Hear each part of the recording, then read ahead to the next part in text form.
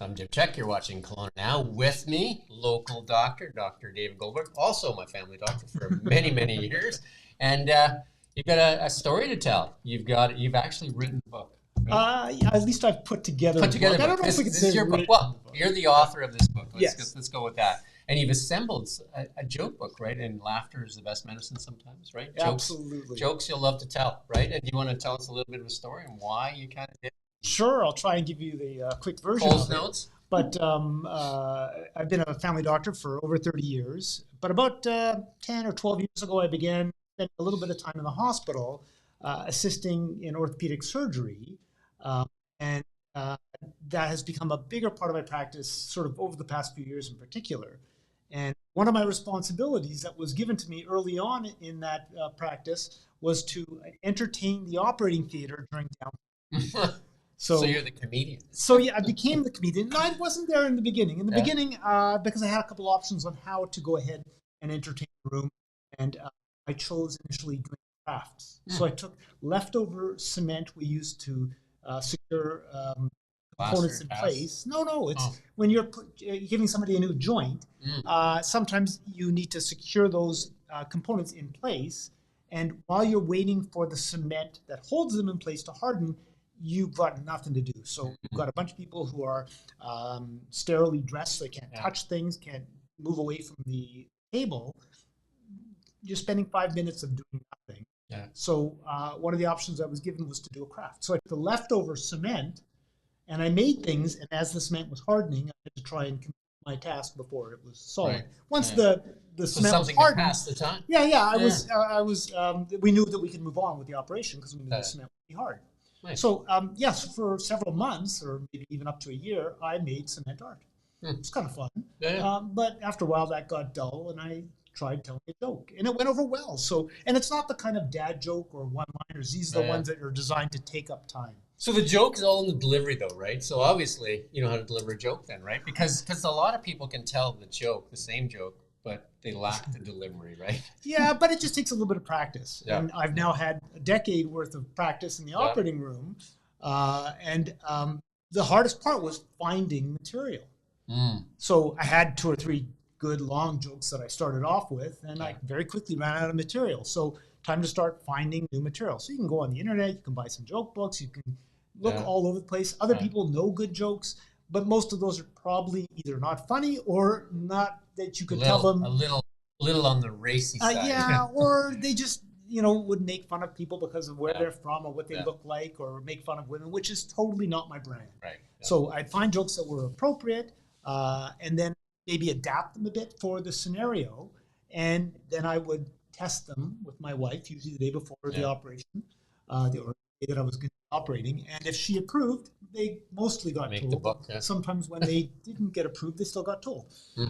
But after I collected these for a very long period of time, the nurses began to ask when they were going to get a copy of all these jokes. I hadn't really thought about it, and then realized, that's probably a good project to do at retirement. But then I was diagnosed with prostate cancer a year and a half ago. And it was while I took time off for my treatment of prostate cancer that I went, I got to do something. Put together the book. Nice. And it turned out to be way better than I had anticipated it was going to be. And it ended up into a self-published book. Initially, I was just going to give out copies to the nurses. And I did do that, but then I had to do something more with it. Now initially it was a KGH Foundation fundraiser. And then when it got picked up by a distributor who wanted to move it across Canada, I needed a different charity to look at that wouldn't be KGH. And it made sense to do prostate cancer because that's what made me get the book together in the first place. So you can see with the logo on the back, I've partnered with Prostate Cancer Foundation Canada, and a portion of the proceeds of the book will go to that foundation. Nice. And I've read a few of these jokes, and I laughed out loud. Like it was really funny, and it's timely. It was a Trump joke. Perfect. And then Justin should have taken it with him when he went down to Mar-a-Lago. No, they would have probably found me, and that would have been a real problem. It was a funny joke, though. It was really good. Is there a favorite joke that you have? My favorite jokes are probably the ones that are a little off color. So maybe those ones not appropriate for I don't know who gets to watch. Almost anybody and everybody. Yeah, right? so I usually stick with the ones that are maybe a little bit less likely to make people raise their eyebrows. I'm happy to tell a couple jokes. Sure. If you like. Let's. Sure. Okay. So let's start off with a soccer joke. I don't know if you're a soccer fan or not. Sure. Who isn't? Yeah, exactly. So this one takes place at the finals of the World Cup. So one of the biggest sporting events One of the biggest in the world. Yeah, yeah. So a man wanders his way down towards his seat just before the game starts, and he's got a fantastic seat right beside the pitch. And sits down. He's pretty excited about watching the game, and he notices the seat beside him is empty. Seemed really odd this close to game time, such a major event. So he leans across the empty seat and asks the next man if he knows who's supposed to be sitting in the seat. And the older man kind of has a bit of a sad look on his face, and he says, "Yeah, that's actually my seat." And the man asks him, "Well, is somebody coming to sit here?" And he said, "No, it's going to remain empty." Well, he's totally put off. How could you let such a good seat go empty? This is the finals of the World Cup. This is like the hottest commodity in the sporting world, and you're going to let the seat go empty? And the older man kind of looks at him sadly and says, "Well, I've been to every World Cup for like the last 25 years.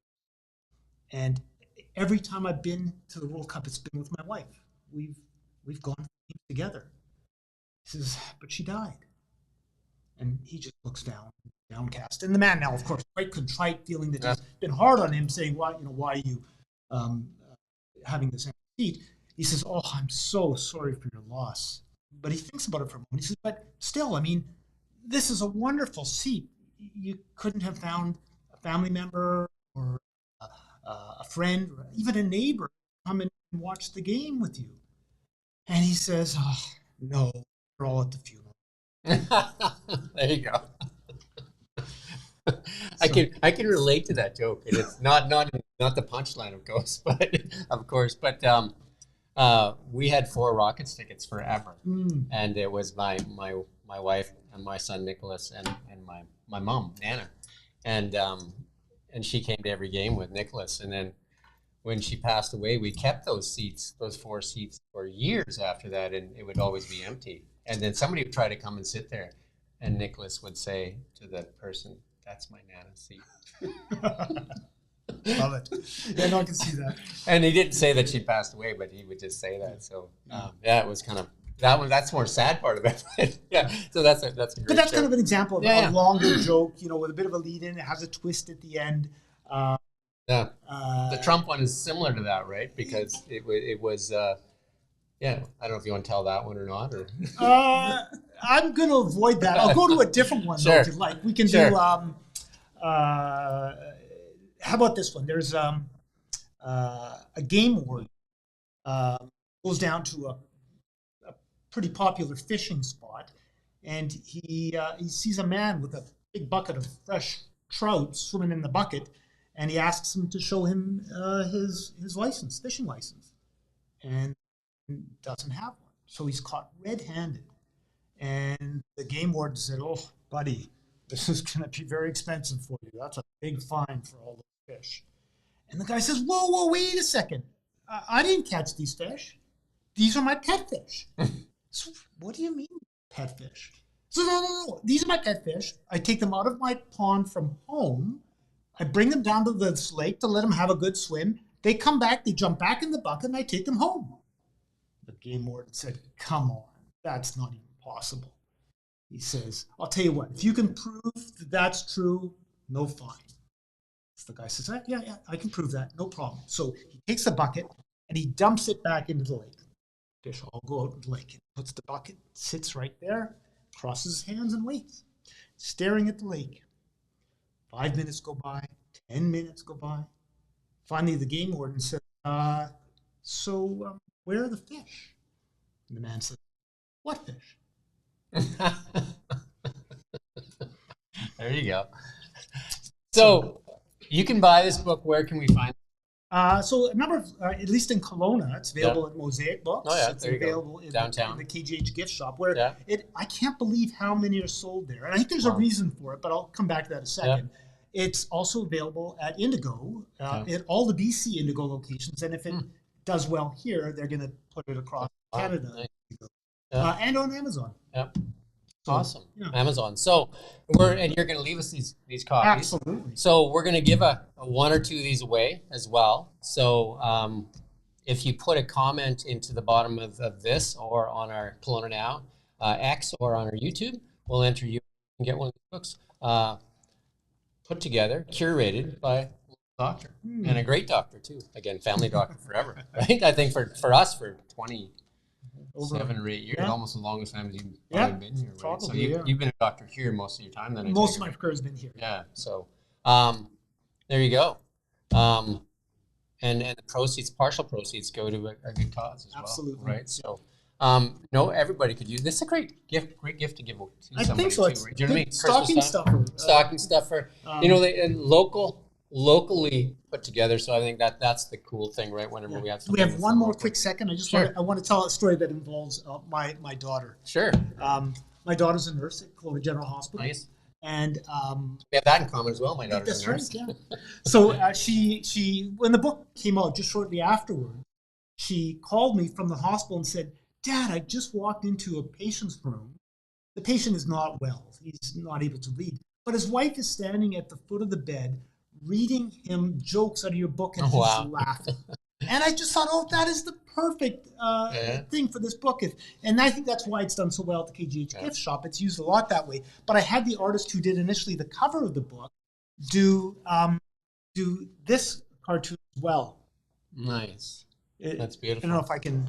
Yeah, you can hold that up there. Yeah. So it says on the caption, "It only hurts when I'm not laughing." Yeah. And I think that's somewhat true in laughter is the best medicine, right? Because it does. Because it definitely, if you could laugh, even in bad situations, if you can laugh, it definitely. Yeah, we've used that during our training when we have to deal with very difficult situations as physicians, and I used it extensively throughout my own prostate cancer journey. Yeah, and I know that when Kim worked in Foothills for a long time, and she said, like the paramedics would come in and they would say, the nurses would say, "You guys have the worst job," and they'd say, "No, you guys have the worst job." You know what I mean? But I think them joking with each other, and you know that as well as a doctor, right? Like sometimes you go through some pretty traumatic stuff, right?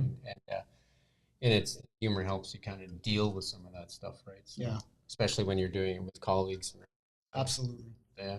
So that's why it probably helps in the OR room, right? In fact, one of the anesthetists carries the book around with him, and at the end of each day, he reads at least one random joke out of the book to whoever's in the room. Yeah, awesome. That's great. So again, you can find it in a bunch of places, and the title of the book, "Jokes You'll Love to Tell," Dr. David Goldberg, local doctor, and the good thing about it, partial proceeds go there, and you can get it at KGH if you go there. Oh yeah. Or you at downtown Mosaic. Yep. And then at Indigo and at the mall. And it's online on Amazon. And online on Amazon. Yeah. If you can buy it locally, better. But if you're not in town, obviously you can go online to buy it, right? Yep, but, absolutely. Great stocking stuffer, right? Really inexpensive and a great thing, and especially it's got a story with it, right? So, yeah, in fact, I even have a few humorous stories from my own medical practice in the chapter. Am I in there somewhere? No, you managed to avoid escape that infamy, but you never know. You never know. Be Volume yes, 2, exactly. right? So, so that's great. We thank you for coming in. And again, if you want to leave a comment, even on X or YouTube, we'll give one or two of these away, and it'd be a great gift for you to give somebody else as well. Yeah. Thank you again for having me. You betcha. Really, and we thank you for watching Kelowna Now. We don't just report the news. We live here too. We're your neighbors, bringing you stories that matter to all of us. No government funding, no outside influence. Kelowna Now, local, independent. News you can trust.